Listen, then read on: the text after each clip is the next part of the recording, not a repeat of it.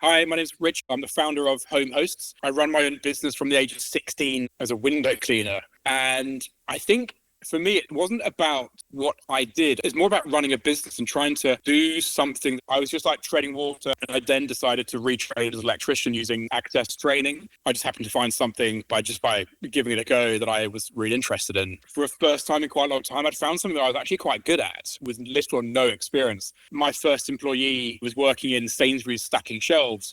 I gave him like an opportunity to come and join me, and he was my first hire, and he's still with me. To see what I can give back to people like him, it just gives you like a really nice warm fuzzy feeling. We offer electrics, plumbing, maintenance, and like general handyman services. I started recruiting directly from Access. So my team now, I think 50% have come from Access training, and then recently, we started offering 1 month work experience for people that are currently on Access training courses. We're on target to hit 1 million revenue year 3. It's really good fun. There's massive potential for it that we haven't even got started with.